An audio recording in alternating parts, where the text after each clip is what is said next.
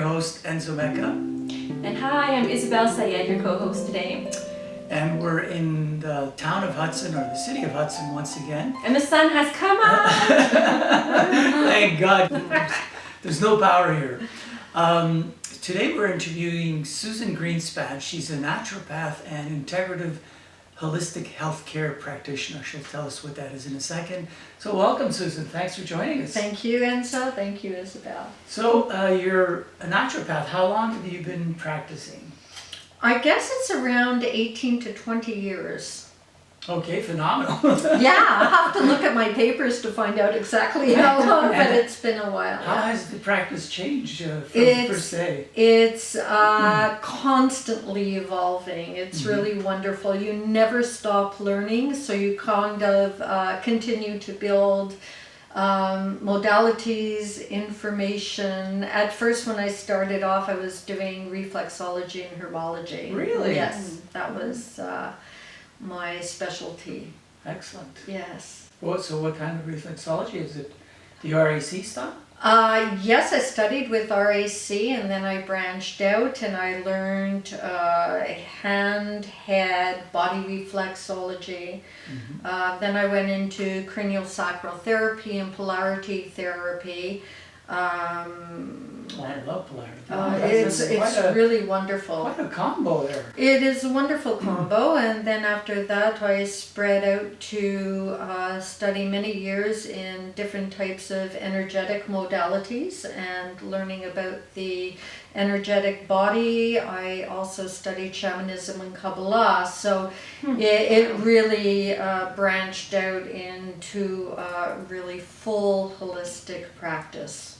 Excellent. Yeah. Now, you also mentioned integrative holistic health practitioner. What is that? Can you explain to our viewers? Integrative health practitioner is integrating body, mind, and soul. What I like to think of during my practice is bridging the soul and the body together, because very often we're beside ourselves. So soul is not totally in the body. I work a lot with the Kabbalistic tree of life as well, because different attributes of the soul fit into different parts of the body. Okay. And I find, or I found through my practice, is that when a certain aspect of soul is not comfortable or fitting into the body, like hand and glove type of thing, then that's where a lot of void or garbage or toxins could fill in and illness could set in. What do you mean by the soul not fitting into the body? Well, with the Tree of Life, the Tree of Life teaches us that there's different characteristics of soul, different attributes of soul. And these different attributes of soul fits into certain parts of the body, the soul corresponding to parts of the body. So could you give us a concrete example, just so we have a very simple, love and boundaries. Okay. With harmony in the center.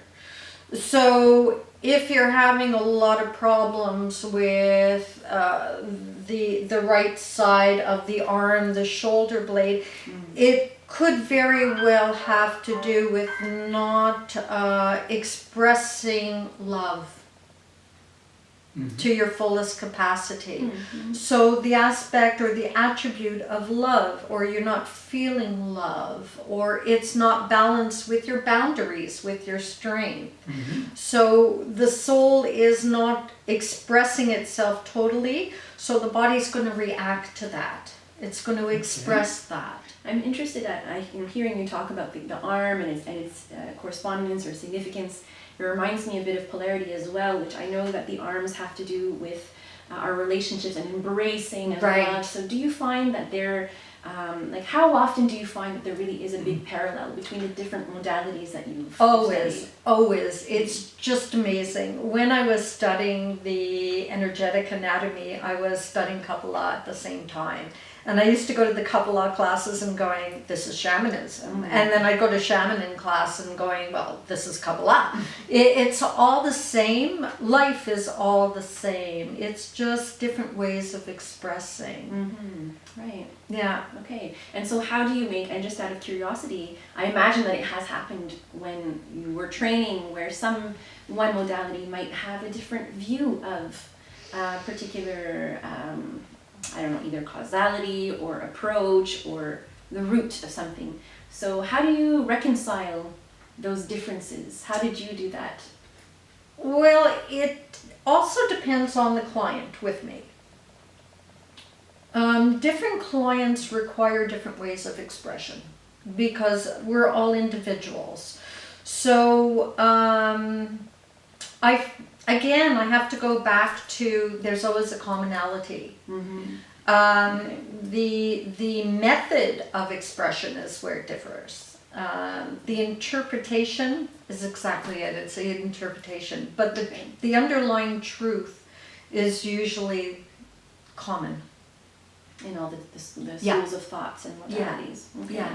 Which I think is comforting, really. Anyway. I think it gives us the impression that it's a truth, a universal truth. That's exactly it. We can all agree. Yes. So, naturopathy, it's kind of like a big umbrella term for all sorts of approaches. How did you discover that that's what you wanted to do? Did you sort of just wake up one morning and think, this is it? Or how was it for you?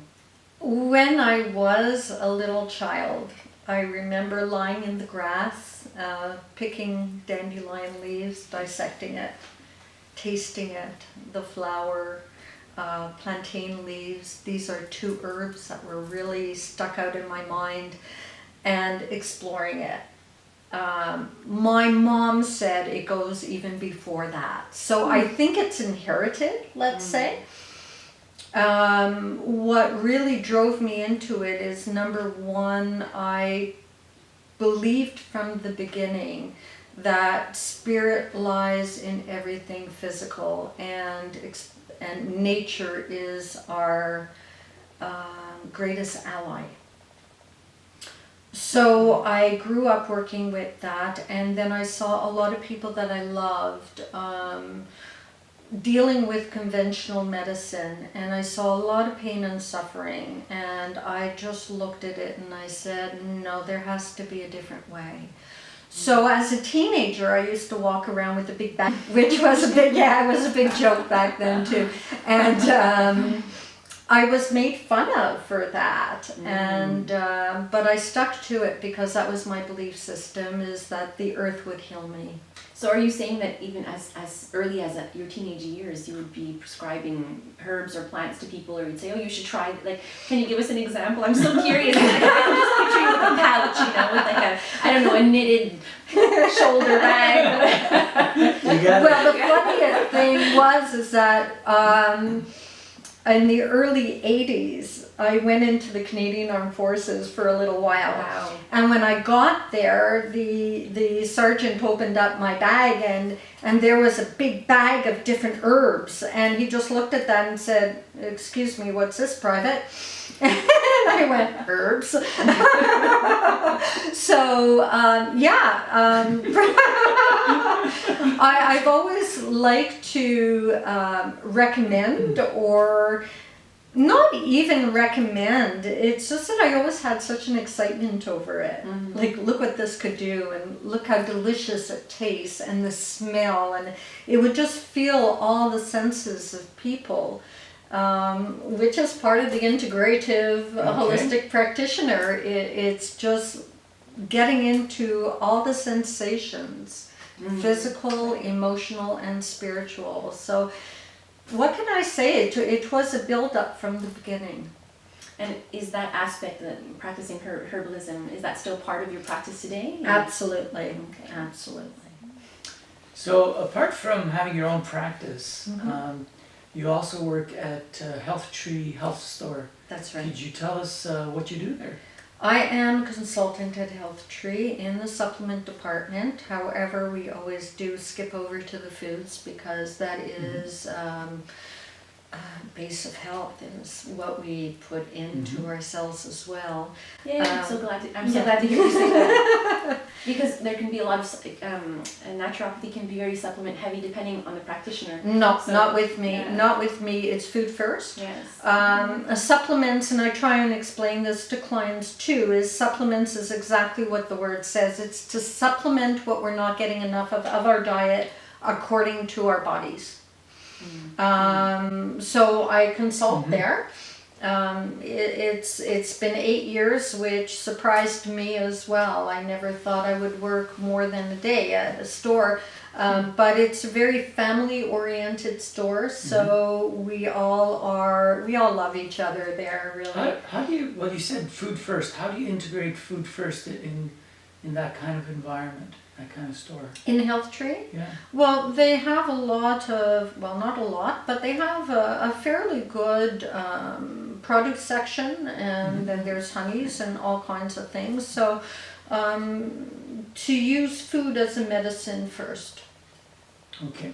And I think the last time I saw you, you also did a workshop. So you do workshops for the store as well? Not for the store. I do them on my own. Okay. But the store is very generous to me, allowing me the space. It's more central to a lot of West Island and even in-town people. So it makes it more accessible for them to come rather than going to my home office in Rigo. They give me the space to do these workshops and talks, and it's my way of reaching out and educating people.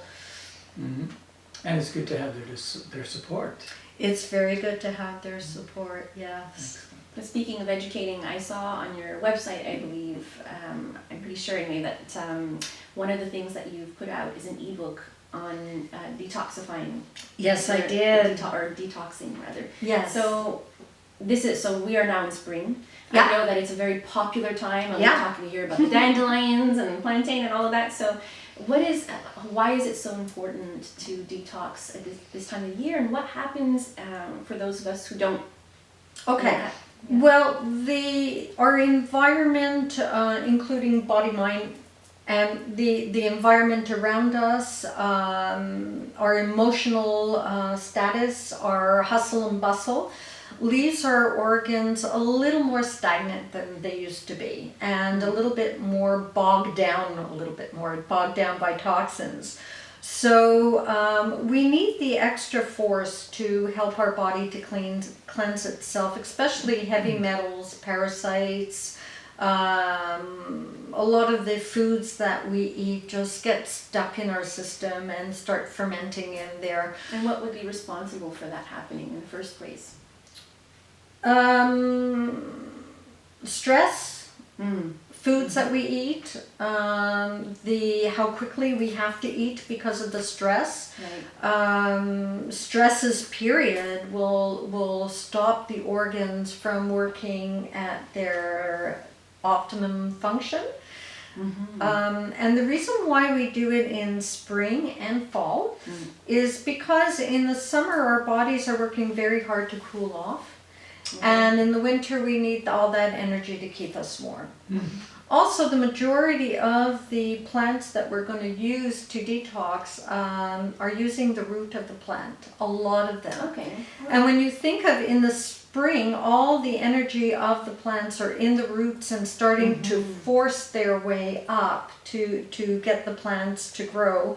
And in the fall, all the energy is returning to the roots. So we're getting the full potency of the root plants. So fascinating to equate it with the cycle, the life cycle of the plant itself, and how it corresponds to our own. Yes, internal absolutely. cycles. And you're asking the question of why our bodies aren't detoxing on their own properly the way they used to. That's another thing, is we're so detached from the cycles and from nature.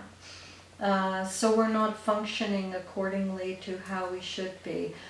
But those who are living very close to nature will have less to clean out. Right. makes perfect sense. Who are eating and thinking about eating as opposed to eating standing up while preparing, multitasking.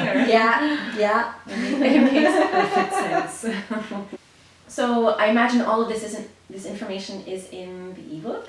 It is. Okay, and how can people get a hold of that? Very easy. You could just email me, or come see me at Health Tree, or give me a call, whichever way you'd like. And it's just a Microsoft Word file that I have it on, so I just send you a file and people are e-transferring me the payment. Okay. Yeah. Okay, great. Very simple. So we'll include a link to your email so people can get in touch with you that way. Great, thank you. So, having been a practitioner myself, I know that once people are certified, one of the first things they think about is, what am I going to charge my clients? What is my worth? What are my colleagues doing? It's a tough spot to be in, and you don't want to lowball it, nor do you want to go too high. You know, there's a lot of thinking going on in the practitioner's head. Recently, you made an announcement on Facebook. Well, basically, changed your fee structure. Could you tell us a little bit about what you did and why you did it? It was a really grand awakening. I was having a conversation with a friend who is a great spiritual guide, friend of mine, and we were looking at how can I evolve my spirituality that much more. And yes, it was quite a conversation of, am I charging enough? I know some people were charging a lot more than me, but I was trying to be accessible, and I felt that I was living fine and very grateful for it. So in this conversation, I was realizing that a lot of people who would love to come were not coming for sessions. And yes, I did have a sliding scale before. I would never refuse anybody, but a lot of people have pride and they don't want to ask for that discount. They would rather just keep to themselves and not come. So I put it this way out there, and it was a difficult decision to make, I have to say, is that I dropped my fixed fees. And what I ask of people is, I am putting out an hour and a half of my energy. I am putting out all the information I could muster up while they're there. And I am giving them as much hands-on therapies as called for.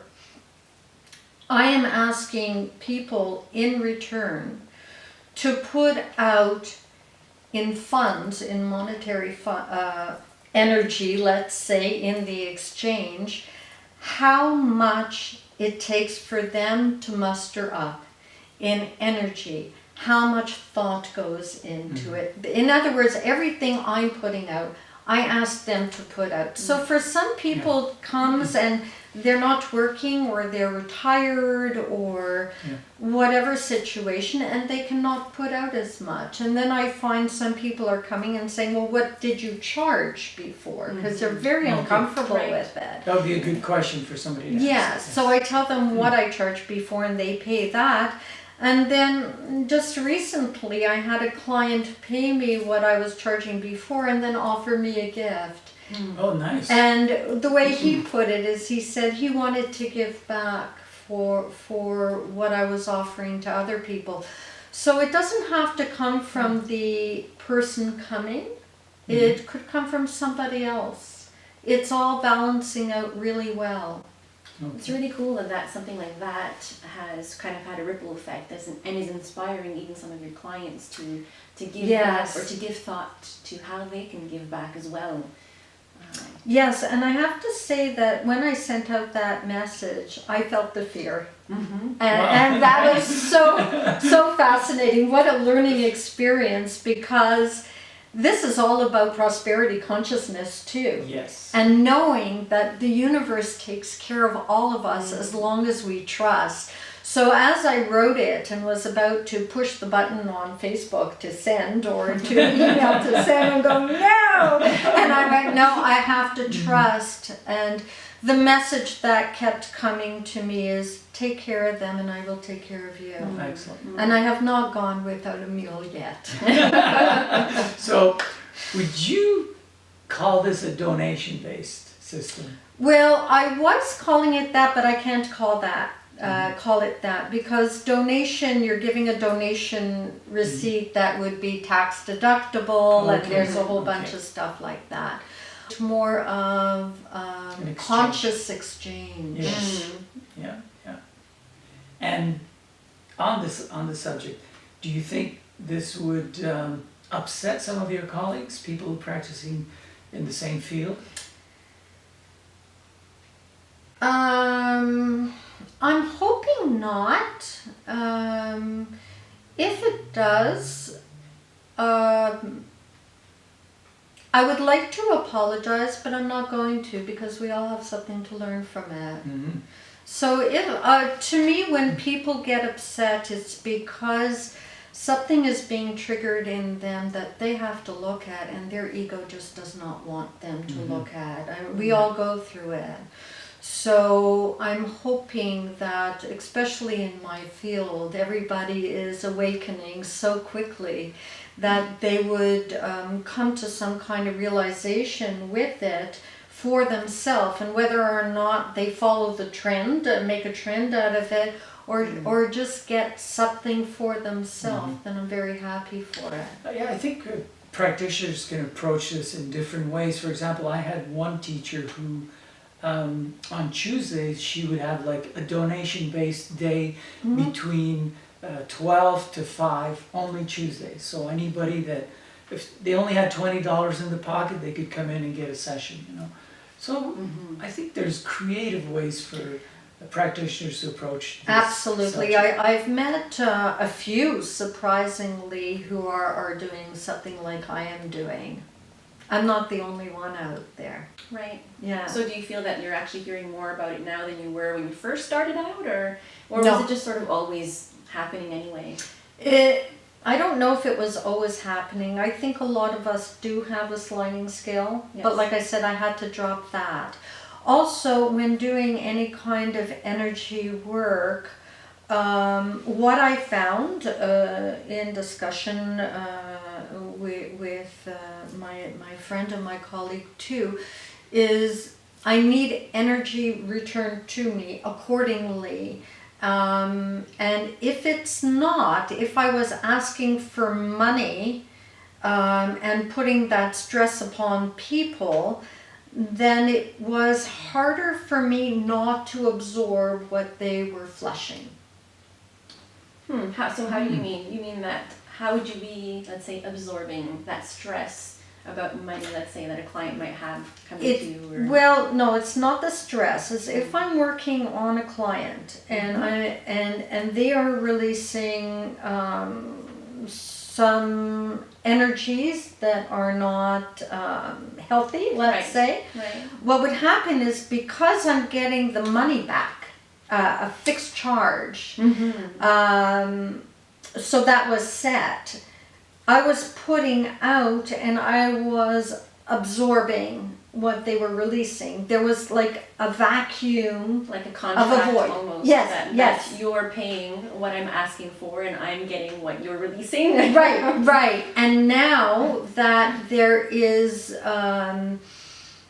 this different exchange, it's not leaving room for me to take on the energies that it's like I don't have to pay. Because Interesting. So it's a cleaner energy, cleaner Yes. exchange. Yes. And you're Spiritual. and you're actually feeling that now that you're practicing with this Absolutely. And another very interesting thing is the results that I'm having with my clients are much more potent, much more powerful, much more successful, and yeah. It's really fascinating to hear you talk about, as a practitioner, the energy, like these contracts, these kind of unwritten or unspoken contracts, and the energy around money. So I find this whole concept of changing your cost or price structure and the way that you charge basically for what you offer, I find that really fascinating that you're saying it changes it changes how you are also absorbing or not absorbing any negative energy that's being released during your sessions with clients. And I know that I've heard other practitioners talk about the wounded healer, which is how which talks about how healers are getting sick themselves after some time, after years of practicing, for example. And so I'm just wondering, what do you think about why is it that people who are doing healing work are getting sick, and how can they prevent that from happening? Number one is to learn how to ground really properly. It's very hard not to personalize this type of work as well. So we're loving detached in a sense.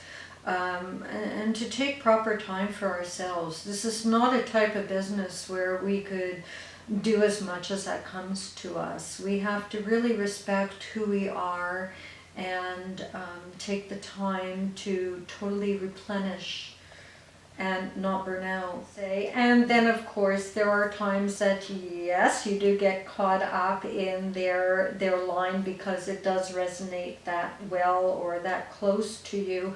I'm very, very lucky. I live 5 minutes away from a walk in the woods. Right. Yeah, and I have a very deep relationship with Rigo Mountain. So I talk to her a lot as I'm walking, and it helps me to release everything. Yeah, it sounds like you're talking about also like the importance of recharging as well. Recharging. Through nature, through like filling the well so that we're not draining our... Right, and the key to that is the essence of who we are as practitioners or the individual, to return to that essence and to recognize what you're holding that's somebody else's essence and what is yours. And nature will really help you, spirituality will really help you reconnect with that essence. Makes perfect sense. So speaking of your practice, I wanted to ask also, we talked about conventional doctors and medicine, and although I think that naturopathy has definitely grown a lot over the years, do you find that you need to do less explaining of what you do now, or less convincing of the value of a naturopathy? Or I think there's just as much explaining of what it is. Convincing? No. Because there's some people, their journey is conventional medicine. Or integrating the two. Right. I don't want to pull anybody out of the journey that they need to be on in order to feel their soul purpose. A lot of people that I love that are strictly medical. And although for myself, I would never go that way, this is their journey. This is what they have to experience. So I will never convince somebody to go all natural or into naturopathy when their heart desire is unconventional. That's what they trust, that's what they believe in. Yeah, it's a respect. I think also, I like the term integrative, which really talks about how the two can work together, and sometimes one is needed and the other can come support, and not this idea of, at one point alternative therapies or alternative health is being used a lot, which insinuates that it's one or the other. So it's nice to hear you say that they really can work together really quite well too sometimes. I like to think of myself as working as a bridge, not only between body and soul, but between conventional and holistic. Although we have to be very careful, because often the conventional establishment does not want us working with them. Right. So we have to be in very high respect of their rules and regulations. Okay. What I will do is ask clients if they're under medical care to please anything that we're doing in work together, if it involves diet or supplements or something that they're ingesting, to please bring this forth to their conventional doctor and make sure that it is compatible. Okay. And I will never ever interfere with any medications that they're doing. Mm-hmm. And if they ask me, can I do that with their with being on that medication, I'll ask them to please go talk to their physician or their pharmacist. Even if I have some knowledge of it, I'm not interfering. Mm-hmm. I'm not going down that road. Earlier you mentioned your approach is food first. Mm-hmm. Do you have a particular niche? I think my niche is that bridge between spirit and body. Okay. And the kind of people that are attracted to your practice, are they of a certain type, or do they come to you for a certain reason? There is such a variety of clientele. It's really amazing. I'm never bored with them. Okay. Because I'll have people coming for anxiety. I have people coming because of cancer. I have people coming just because they want to evolve their Okay. well-being. There's so many different reasons. I'll never give anybody a diet. We're not allowed to give anybody a diet. Mm-hmm. But I will try and teach them about properties of foods. Why would you not be allowed to talk about diet, or give let's say dietary recommendations, or? The Dietitian Association does not permit us to do so. You have to become a registered medical dietitian to give out a diet. Okay. So an example is I just had someone come to me who had grand heart attack out of nowhere and went into the hospital and had surgery on his heart, and then they said, okay, we want you to see a dietitian, but they couldn't give him a dietitian for 3 to 6 months. I don't remember what it was. So he was advised to come and speak to me. So I told him right off the bat, as I will see you, but I cannot put you on a diet like the dietitian will. However, I could educate you on foods that are beneficial or harmful for the heart and your body. Okay. Mm-hmm. That served its purpose. Served its purpose. And a lot of us naturopaths, we have to kind of weave very carefully around conventional medicine. Yes. It's the way it is right now. We're not yet working together. Pharmaceutical companies are very threatened, and maybe some doctors are too. Of course. What do you think will help bridge? So you talked about how you feel like you're the bridge between the two. What's your take on, what do you think it would take for conventional medicine and holistic therapies? We have to respect each other. We have to respect each other. We can't bash each other. And that works on both ends. Absolutely. Not always. Absolutely. We do it. People in the holistic field do it as well. I do have trouble. Yes, I have a lot of trouble with certain drugs that I know were invented not for good means, and then were refined to try and do better. I find that a lot of them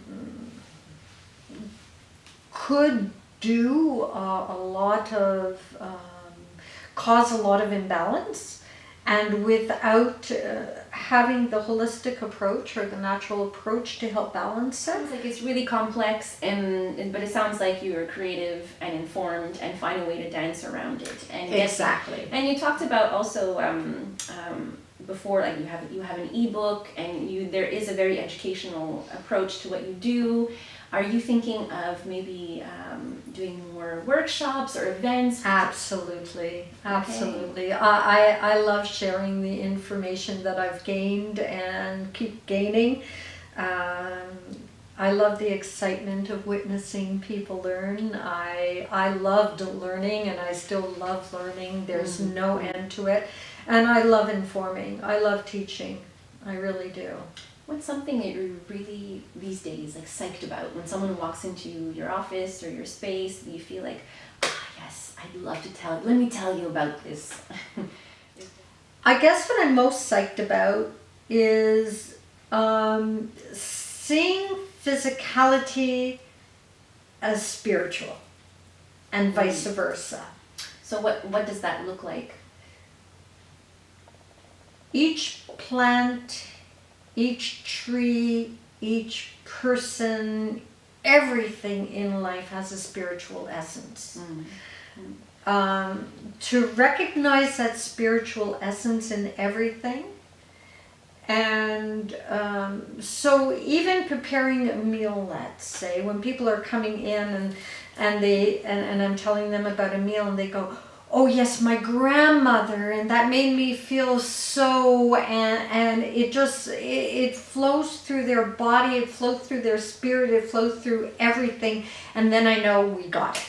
We got it. We're connecting with something here that's truly, truly healing. So as well as integrating, that goes into the integrating of body and soul, and the consciousness of caring for our planet. When someone is really into that, into the recycling, into the composting, into not only that, but really loving the planet. I remember recently I had that flu that was going around as I became victim to it as well, and I walked up Rigaud Mountain and the snow was melting and there was a stream of water coming down, and I sat with that stream and I knew the love of that stream, and I felt the love of that mountain, and she was giving me the life-sustaining waters, and I put my hands in it and I drank from it, and the overall feeling of the love and the life of that mountain just totally filled me and encompassed me. And then I'm able to bring that to my clients, and then when they get that and they feel it, and we're sharing that, oh, it's magical. It's really magical. I love that description. I can just picture every part of that story. Can you feel it? And then feel it, yeah. And I feel like maybe there are some tree walks in your future. Absolutely. Will you be organizing anything like that? Absolutely. Walks, A matter of walks. fact, I have a little office in my home, and it's often I'll sit down with the client with a cup of tea and we start talking, and I go, we're out of here, and we head into the woods, and I can't do it on the table. We have, the client needs to connect with a certain aspect of themselves that they will find in water, plant, tree, whatever. So off to the woods we go. That's awesome. So not talking about it, but being about it. Being about it, exactly. So Susan, is there something that inspires you? I mean, we were close to that right now. Is there someone, something, a concept, an idea? There are so many people that inspire me. I just feel so full and blessed with the people in my life and what attracts me, what's attracted to me, who I'm meeting. Having accessibility to wildlife really brings me closer to spirit. I could say that the biggest inspiration right now is spirit, or God, or whatever you want to call it. Yeah, source. I'm not encompassed or overwhelmed or in influence by anything that does not encompass source. So for me, it's anybody who comes across my path, any event that happens, it's all source speaking to me about how I could evolve and how I could help more. Okay, very good. So any one thing or person? No, so many. So many. So everyone's a source of inspiration, which is the way it should be, really. Yes, I have to say that there's one or two in particular people who really blow me away and fill me with a lot of information. A friend that I met a couple of years ago who is an avid environmentalist and an engineer 8 times over, and an animal lover, and very, very adamant about what we eat and how we're fulfilling ourselves. He's big inspiration for me. Another one of my friends who I said is very much a spiritual guide. And then just everybody else and everything else in life. I had a teacher in high school who used to lecture and stop in the middle of his lecture and just go, I love life. Wow. I love life. I love my kids. I love this. I love that. I just love life. Wow. And I so relate to that. I That's love amazing. life. It bogs my mind when I hear people say, oh, I've had enough of this life. It's so difficult and I'm not coming back again. I'm going, I love life. I'm coming back. I love I think this. often we mistake the small things, or we dismiss them, but those are the real, that's the genuine part of life. And if we sink our teeth in it, there's flavor, there is life, there's experience. Exactly. We seem to want, I don't know, pie Well, in the sky, I don't know what you yeah, want to call it. want is a word that I'm trying to erase from my vocabulary. And what are you replacing it with?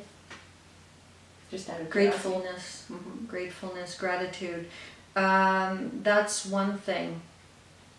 Well, just like your teacher, who would stop and be grateful for his children, and list all these different things. It sounds like that's where the bliss and the joy is, really. Absolutely. I mean, we could aspire to fulfill certain goals. That is different from want, because with want it's more of an ego thing. To aspire for a goal, then we're giving it open field to how it manifests. We're not creating the exact picture.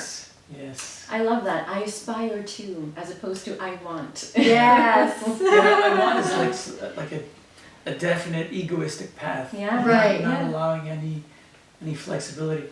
What was the reaction to that teacher from other students? I was curious too, actually, especially in high school. Did everybody go like, oh, he's crazy? Yeah. A lot of them did, but he was the only class I would go to.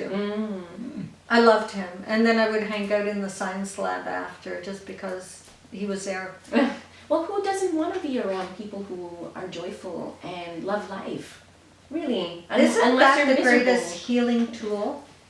As a therapist, we could all be therapists. Right. It's just because what we resonate is being exchanged between each other. So that is the key to healing.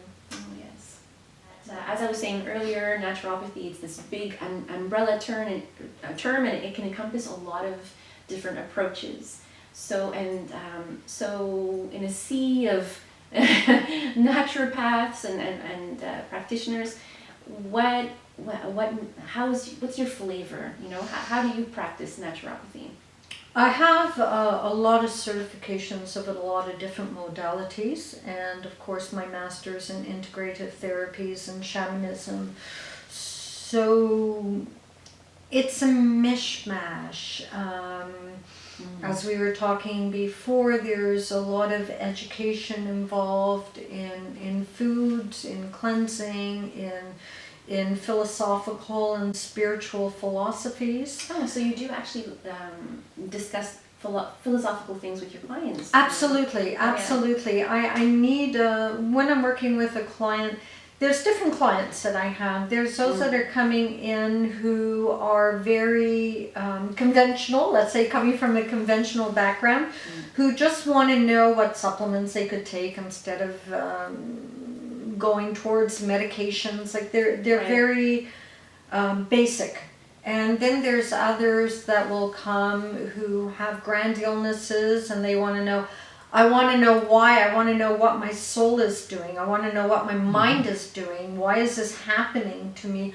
So then we have to divulge and dig a little deeper. So, there's so many, as you said, so many different types of naturopaths there, and I think it's so wonderful because we reach different periods of our lives, and there's someone out there for everybody. Right. According to where they're at that different time. I've had clients come to me that have had therapists before that served them really, really well, but now they're at a different place, and maybe I'll be able to help them in that place, and vice versa, you know.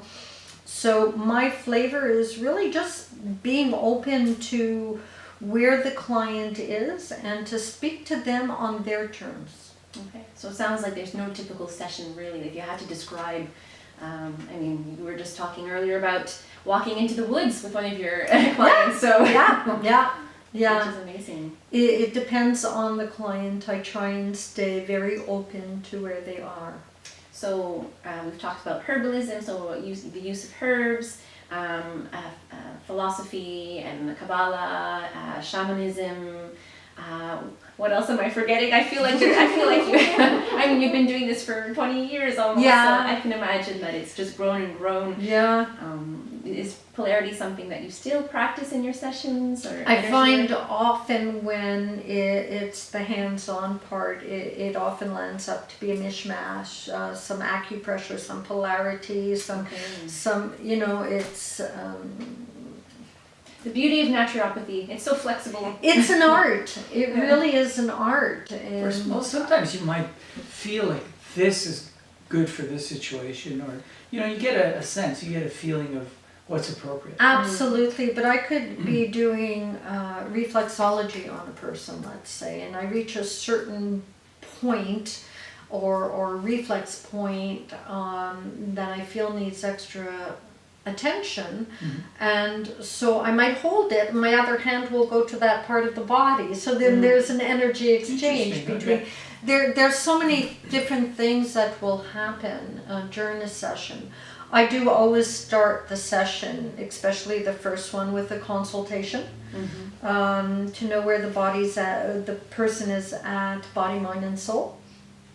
And then after we go into everything, after a person comes to me for a while, yes, we'll usually sit and chat over a cup of tea just for a little while, but after that, or most of the time, it's we get right to work. Okay, great. So Susan, if people wanted to reach you, how can they reach you? They could reach me at my email address at blessedpath@gmail.ca, or they could call me or text me at 514-816-7506, or I'm on Facebook, and on Facebook you will also see all my activities, all my upcoming events, as well as inspirational quotes and philosophies. Etc. I want to thank you so much for coming Thank down you. to Thank you both. this This was house. fun. It was fun. And I also wanted to actually mention our host, who our friend Debbie, who has lent us her home, which is a nice Zen space with great energy and allows us the freedom to do this. Actually, I wanted to thank her as well. But thank you for coming down. Thank you, And and it was, thank you. It was great. Isabel. It was enjoyable a second time. Thank you for the opportunity. Great. So there you have it. Hope you enjoyed it. We'll see you soon.